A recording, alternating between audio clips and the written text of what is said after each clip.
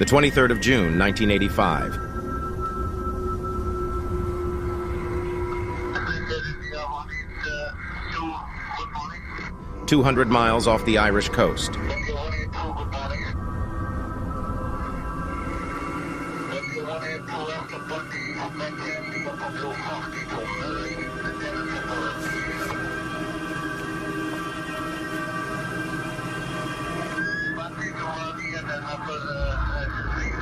Air India Flight 182 is flying over the Atlantic Ocean.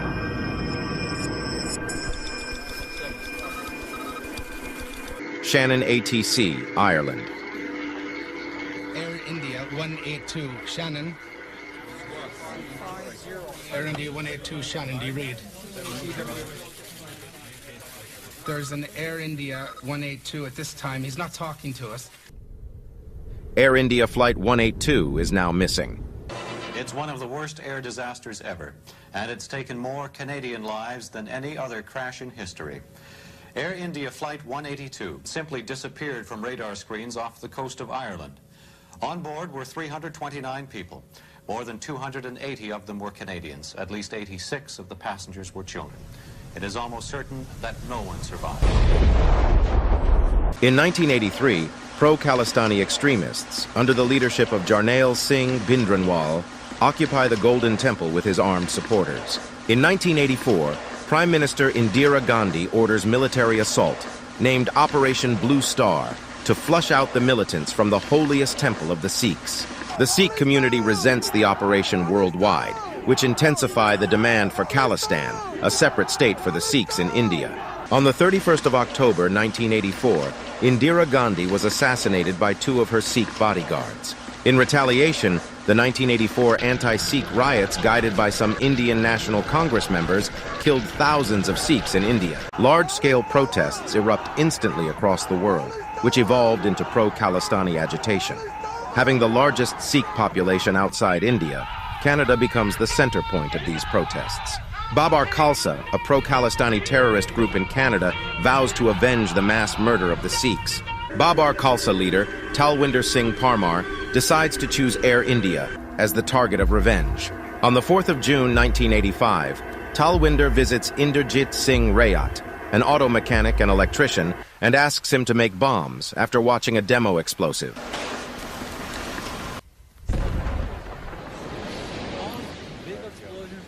Rayat acquires dynamite sticks from a well driller after convincing him that it would be used to remove tree stumps on his property.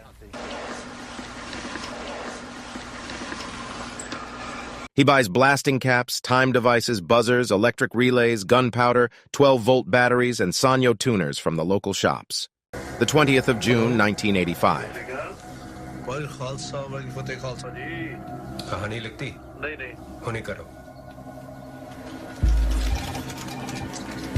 CP Air, good afternoon. Tickets are booked for 2 CP Air flights connecting with Air India in Toronto and Narita.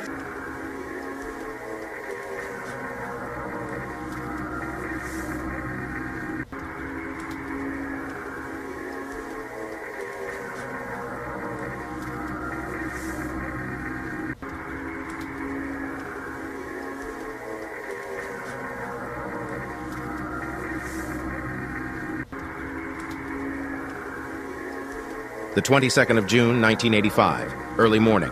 The bomb is set and packed. 8:50 a.m., Vancouver Airport. M. Singh approaches the CP Air check-in counter with a dark brown Samsonite suitcase. He checks in for the CP Air flight from Vancouver to Toronto, departing at 9:18 a.m.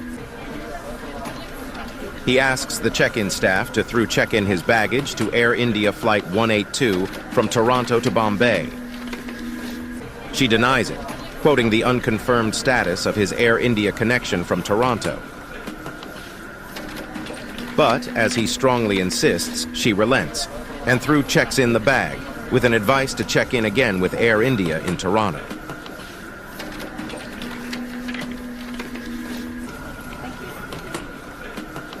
CP Air Flight 60 departs for Toronto Airport at 9:18 a.m. The missing passenger is M. Singh.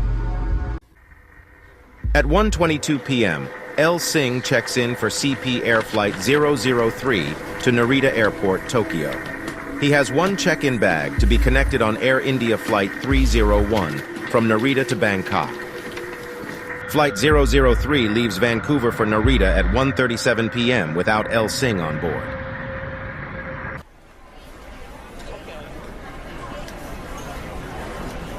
At 4:22 p.m., CP Air Flight 60 arrives in Toronto. All the through check-in baggages, including M. Singh's bag, are transferred to Air India Flight.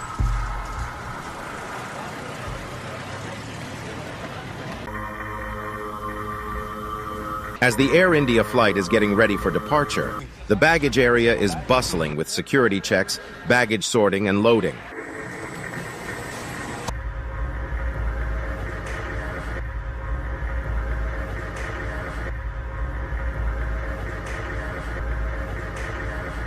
At the peak of these activities, the X-ray machine breaks down, and all the activities come to a halt.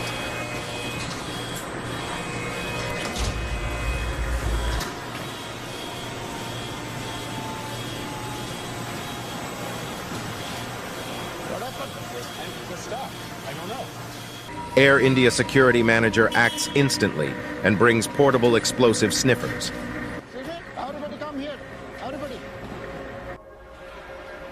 He demonstrates the method to check baggage using sniffers. Okay, now take this and use this one. Okay?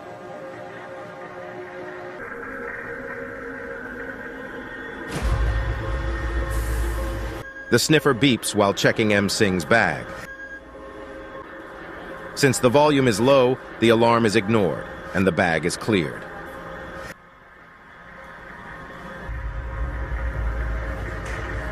Air India starts boarding at Toronto.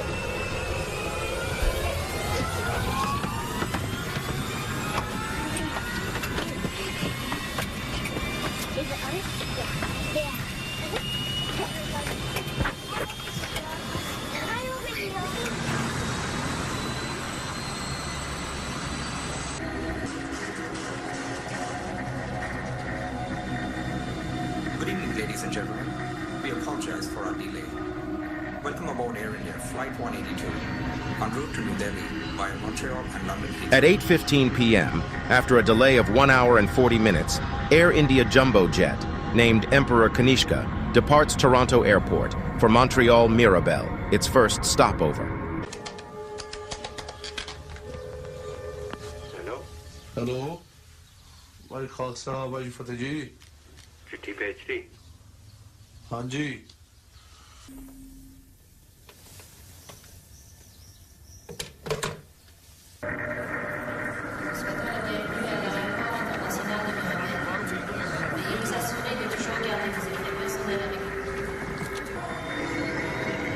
Mirabel Airport, Air India 182, ready for takeoff. Roger, Air India 182, clear for takeoff. Contact departure 12465. Have a nice flight.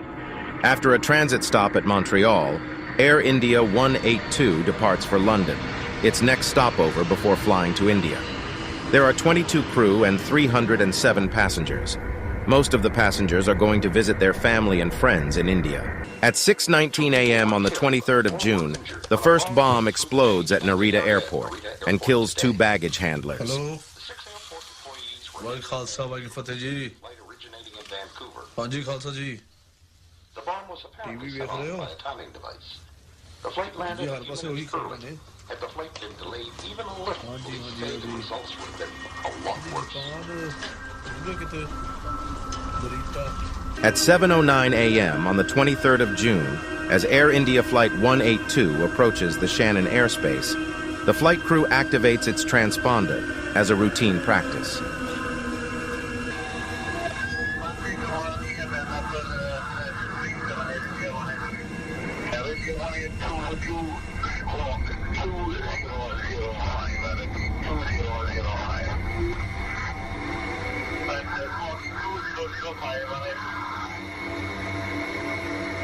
At 7:14 a.m. The jumbo jet is flying at an altitude of 31,000 feet.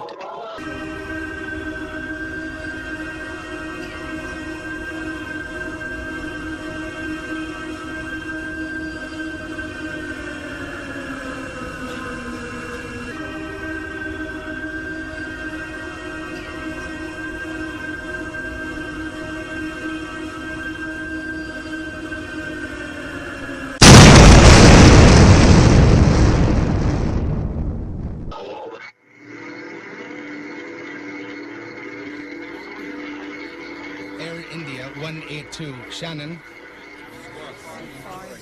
Air India 182, Shannon, do you read? There's an Air India 182 at this time. He's not talking to us. The flight suddenly vanishes from the radar screens without any Mayday call. Communication with the ATC is lost, and all the efforts to trace the plane go in vain. As the blast caused explosive decompression, the aircraft breaks up in mid-air. Everyone on board was killed. The wreckage settled in 6,700 feet deep water off the southwest Irish coast, 120 miles offshore of County Cork. A study of debris from the Narita explosion revealed that the bomb was housed inside a Sanyo tuner with a serial number matching a model sold only in Vancouver. A clock was used as a timer, which powered a relay with a 12-volt battery to trigger blasting caps to set off high-explosive dynamite sticks. Since all the items matched those purchased by Inderjit Singh Rayat, he was arrested. The criminal investigation ground on for 20 years. Johal died of a stroke before the trial took place. Parmar returned to India to continue his flight for Khalistan. He was captured by Indian security forces in 1989, interrogated and killed. In 2000, Malik and Bagri were charged with 331 counts of murder, but later acquitted due to lack of evidence. Rayat was the only one ever convicted in the Air India bombings. He confessed to building both bombs and has served almost 20 years in jail for manslaughter. This video is dedicated to the memory of all the victims of Air India Flight 182.